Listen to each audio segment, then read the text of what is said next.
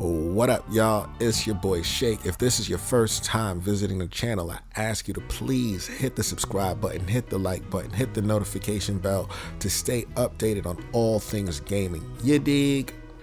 Let's jump right into it, y'all. I'm still excited about the Nintendo Switch 2 despite the sticker shock of Mario Kart World. But here are a few things you might have missed in the Nintendo Switch 2 blowout that no one is talking about. Number one. Third-party publishers have already begun updating Switch 1 games to be compatible with new Switch 2 features like Screen Share. In a second trailer Nintendo put out promoting Game Chat, I noticed something really interesting.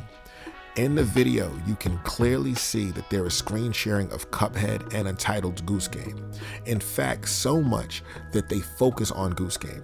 Screen sharing requires an update to the game, and Nintendo has already outlined some of the games that will be getting this update, including Mario Odyssey and Captain Toad.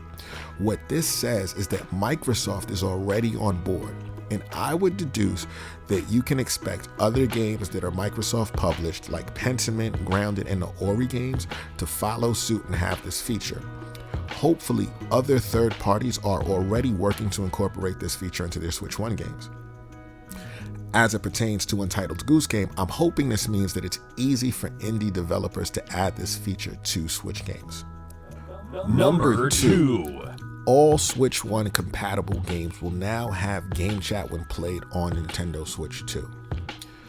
We all know that voice chat is a feature that Nintendo fans have wanted for a long time, and now we'll finally get it, even if it isn't necessarily the way we typically think about voice chat. Hopefully, Game Chat won't be restricted to the Nintendo Switch 2 microphone and we'll be able to do it using compatible Bluetooth headphones or other peripherals. But why this is important?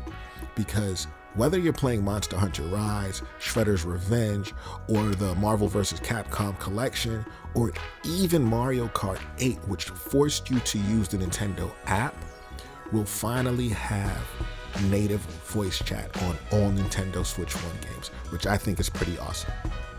Number three, and this one is a very big one. Nintendo has confirmed that Switch 1 games may experience a performance boost without an update on Switch 2. During the developer interview, it was asked, "You mentioned that new technology is used to achieve compatibility, but are there situations where playing Switch games on Switch 2 will enhance the gameplay experience?"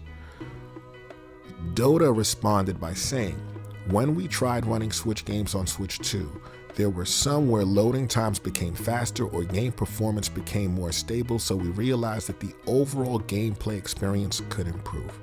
This is important in the instances of games like Bayonetta 3, where there were inconsistent frame rates, and possibly playing the game on Switch 2 will simply improve the frame rates and make sure that there's more stability when playing. I think that this is absolutely important, and I don't know that many people are talking about this. Number four. Game Share has some really unique features. One of the things that has not been explicitly or clearly stated by Nintendo is that Game Share is actually not limited to local play, although they've only shown it in local play. Game Share can actually be done online in some instances. Again, going back to the developer interview, it was asked, so does that mean that with Game Share, Switch 2 and Switch owners can experience Switch 2 games together locally? Again, Dota responds, in addition, you can share games online using Game Chat. If one person has the game, up to 4 people can play it together while using voice chat.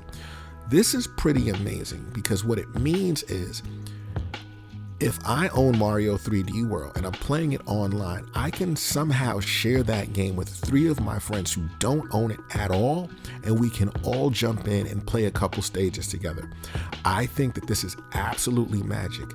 Now, it's magic just by itself when you can do it locally. But I think the ability to do it online and maybe not require some sort of download for the other people who you're sharing the game with is pretty amazing. Number 5. And this one is close to my heart because if you know me, you know I love collectibles. You know I love Amiibo. I love to display my Amiibo by game franchise and make motifs out of them. So we absolutely saw that Street Fighter 6 are getting new Amiibo, and what's cool is that during the Treehouse they showed them and they're significantly bigger than regular Amiibo. But what Nintendo hasn't done in any specific trailer online or on their YouTube channel, they quietly announced that we're getting another set of Guardians for Zelda, but this time it's going to be for Tears of the Kingdom. So all of the 4 Guardians that were in Tears of the Kingdom are now getting Amiibo, and I can't wait to have them on display. And finally, number 6. And this is a small one, but we're getting eShop improvements. Again, back to this developer interview, it was asked, and Mr. Kawamoto said that there are features coming to the Nintendo eShop, specifically one called Game Finds for You. What I believe this is going to be, it is going to be a curated and recommended list of games based on the games you've recently played, genres that you might be interested, like if you like JRPGs, and I think it'll be cool. So not only are we going to get a performance boost or like a speedier experience while navigating the eShop, I think the fact that they're making these small steps to like really tailor the experience to each individual user is pretty cool.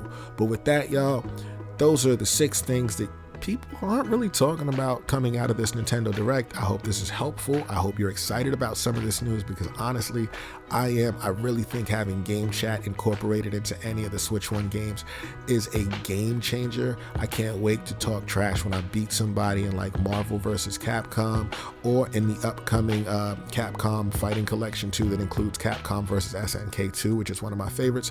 Anyway, if you enjoy this content, again, please hit the like button, please subscribe, hit the notification bell. I appreciate y'all. It's been a minute, but I'm back in the building. Peace.